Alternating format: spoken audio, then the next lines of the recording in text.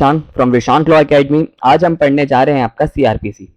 CrPC करेंगे। इससे पहले हम सीआरपीसी से शुरू करने से पहले हमें सीआरपीसी के प्रोसेस को समझना पड़ेगा, क्योंकि सीआरपीसी एक आपका प्रोसीजर लॉ है। तो ऑब्वियस सी बात है इसकी प्रोसेसिंग होती है कि कोर्ट में कैसे जाएगा। देखिए, प्रोसीजर और सब्सटेंटिव लॉ में ये फर्क होता है कि जो सब्सटेंटिव लॉज होते हैं वो आपके राइट्स एंड लिबर्टीज की बात करता है। जैसे आईपीसी है, आईपीसी आपका एक सब्सटेंटिव लॉ है, यानी कि उसमें आपका ये बताया गया है कि मान लीजिए किसी ने कोई चोरी करी, ठीक है, तो चोर को यानी कि अक्यूज को क्या सजा मिलेगी और विक्टिम को क्या कंपनसेशन मिलेगा, मतलब ऐसी चीजें बताइए। तो ये राइट एंड लिबर्टीज की बात करता है, राइट इसके, लिबर्टीज इसकी, यानी कि इसके ऊपर जो लाइबिलिटीज है वो, जिम्मेदारी है वो, और इसके ऊपर इसका जो अधिकार था वो।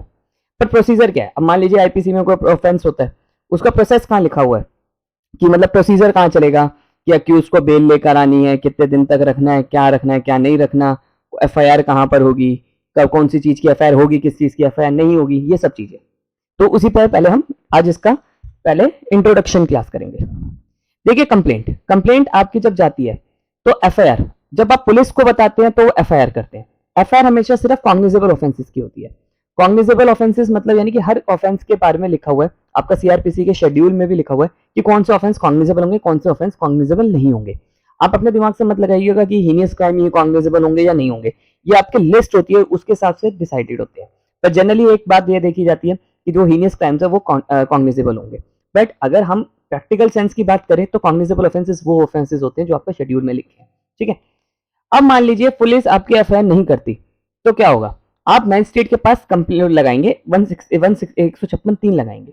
अभी ये बहुत डिटेल में करेंगे हम, बट अभी के लिए हम एक प्रोसेस कर रहे हैं। तो यहाँ पर क्या होगा, एफआईआर पुलिस ने मना कर दी कि हम एफआईआर नहीं कर रहे आपकी कॉग्निजेबल ऑफेंस की, तो आप क्या करेंगे, मैजिस्ट्रेट के पास लगाएंगे, इलाका मैजिस्ट्रेट जहां पर है उसके पास लगाएंगे। जब प्लेस ऑफ ऑफेंस होगा वहां का मैजिस्ट्रेट, जैसे मान लीजिए शाहदरा में ऑफेंस हुआ तो शाहदरा के थाना जिसके अंडर आता है उसके पास मैजिस्ट्रेट के पास आप 156(3) लगाएंगे। ये मान लीजिए वकीलों का हथियार है, ठीक है, और पुलिस को बस यही झुका सकता है। अब इसमें 156(3) में क्या होगा कि आपका जब 156(3) लगाएगा तो कोर्ट उसमें ऑर्डर कर देगी एफआईआर के, ठीक है, कि आप लगेगा, कोर्ट को, मैजिस्ट्रेट को लगेगा कि नहीं एक प्राइमा फेसाई केस बन रहा है। प्राइमा फेसाई केस का मतलब यानी कि कुछ तो केस बन रहा है और उसमें डिस्क्लोज हो रहा है कि कॉग्निजेबल केस बन सकता है, ठीक है, तो एफआईआर कर देगा। तो पहले हम एक बार ये जानते हैं, यहाँ पे जानते हैं, थोड़ा कंफ्यूजन ना हो जाए, कि एफआईआर अगर आपने पुलिस को करी तो 154 में करी, फिर पुलिस इंक्वायरी करेगी। अब यहाँ पर अक्यूज्ड को अरेस्ट करेगी, production of accused under 57 before magistrate, यानी कि अरेस्ट करने की जरूरत है तो ठीक है, वरना नहीं।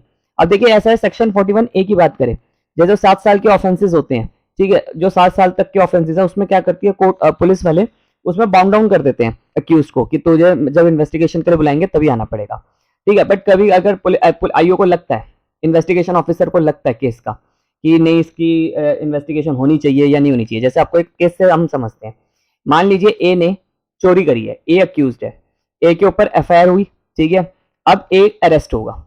ए अब अरेस्ट के ऊपर जो इन्वेस्टिगेशन ऑफिसर होगा, जो इस केस की तहकीकात कर रहा होगा, उसके ऊपर है कि वो इसे अरेस्ट करे या ना करे, ठीक है। तो इसके ऊपर है या अरेस्ट करे या ना करे, पर ये हर ऑफेंस में नहीं होता, जैसे मर्डर वर्डर में तो करना पड़ेगा।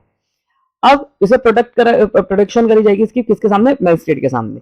अब मैजिस्ट्रेट के सामने आएंगे तो पीसीआर होगी या एमसीआर होगी। पीसीआर का मतलब पुलिस पुलिस पुलिस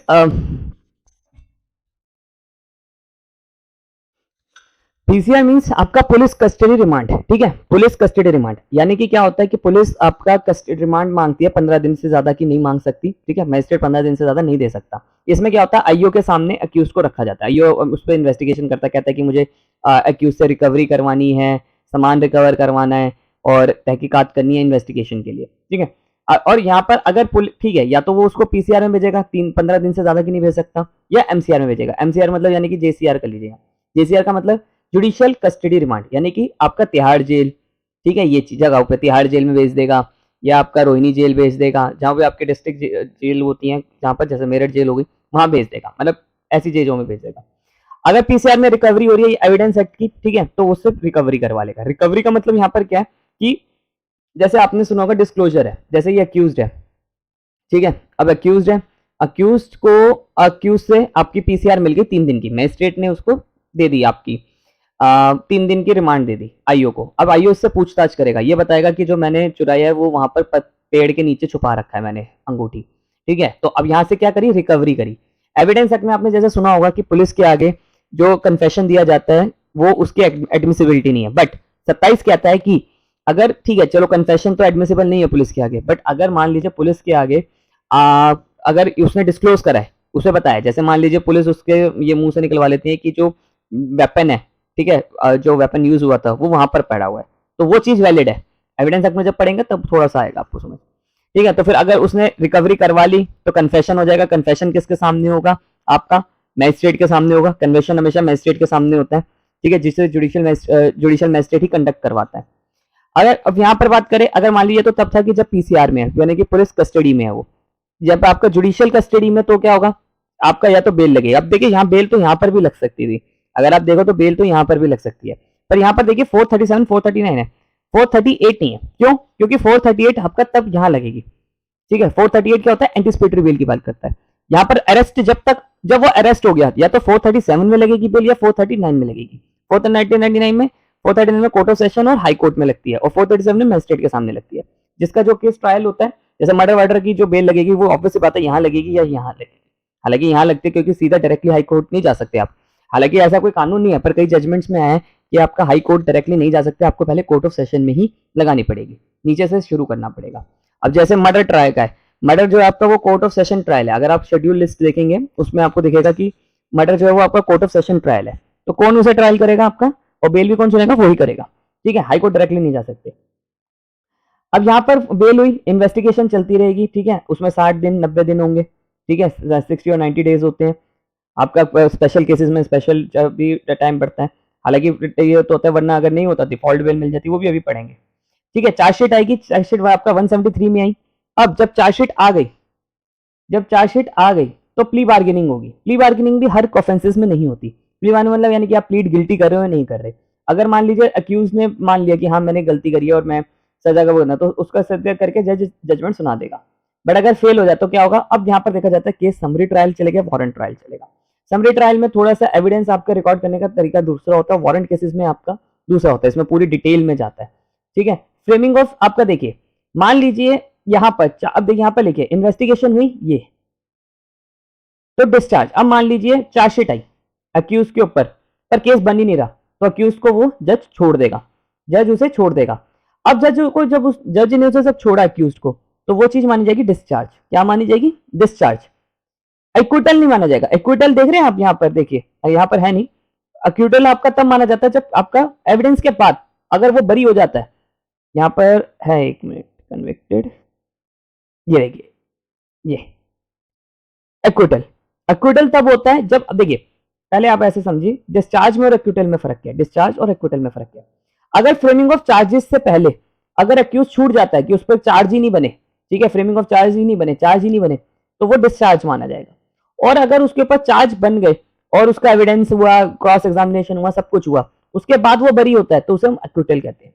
दोनों में बरी तो दोनों में हो जाता है, पर यहाँ पर क्या है, इस पर चार्ज बने ही नहीं और इस पर क्या होता है, एक्विटल हो गया, यानी कि मतलब इस पे एविडेंस चला, सब कुछ चला, गवाही हुई, अपने विटनेस ले सका, सब कुछ सब हुआ, ठीक है। तो यहाँ पर देखिए, अगर समरी केस है तो समरी केस से पहले समरी केस का पढ़ते हैं, सब्सटेंसेस आते हैं आपके, एविडेंस प्रोसिक्यूशन का देखा जाता है, स्टेटमेंट रिकॉर्ड होती है 313 की स्टेटमेंट, और आर्ग्यूमेंट्स होते हैं, फिर जजमेंट आ जाती है। डिटेल में हमें पढ़ना है ये। वारंट केसेस में क्या होता है, फ्रेमिंग ऑफ चार्जेस होंगे, उसमें ऐसे लिखा जाता है जैसे कि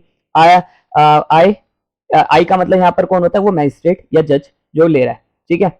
आई take cognizance, I take cognizance and this you take offence, मतलब इसमें जो main charge, framing of charges में चार बातें जरूरी है।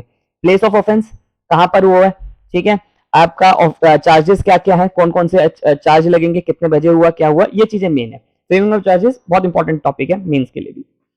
फिर एविडेंस प्रोसिक्यूशन लाएगा, यानी कि प्रोसिक्यूशन को, ये जज है, ये प्रोसिक्यूशन है तो कॉग्निजेबल है तो स्टेट केस ही होगा, यानी कि पीपी होगा, सरकारी वकील होगा, ठीक है। ये पहले अक्यूज के ऊपर केस करेगा, मतलब अक्यूज के ऊपर उसके गिल्ट को प्रूफ करने की कोशिश करेगा, और फिर जब प्रूफ हो, मतलब इस अपने एविडेंस लाएगा, फिर उसके बाद 313 की स्टेटमेंट होगी। यहाँ पर एक 315 की नहीं लिखा, 313 की स्टेटमेंट कहता है कि जज जो अक्यूज होगा वो अपनी बात को रख सकता है, बात को रख सकता है, मतलब यानी कि अपने बात को लिख सकता है, एक्सप्लेन कर सकता है, यानी कि जो जो उस पर चार्जेस लगे उसका एक्सप्लेनेशन मांग सकता है। जैसे वो बताएगा मैं रात को यहाँ था, 3 बजे यहाँ था, यानी कि इसका डिफेंस चलता है, ठीक है। और 315 में देखिए, 313 और 315 में ये डिफरेंस है। 313 में अक्यूज की स्टेटमेंट रिकॉर्ड होती है विदाउट ऑथ, और एग्जामिनेशन ऑफ एक्यूज होता है, कोर्ट पूछ सकती है 315 में, वो ऑन ऑथ आता है, ठीक है। तो ये चीज, फिर आर्ग्यूमेंट्स होती हैं, फिर जजमेंट्स आ जाती है। ये तो मैंने आपको बताया सारा आपका कंप्लेंट केस। आई होप आपको मेरी वीडियो पसंद आई हो। नेक्स्ट क्लास में आपको मैं ये तब बताऊंगा कि मैं स्टेट मतलब एफआईआर मना कर देते हैं पुलिस वाले तो क्या होता है।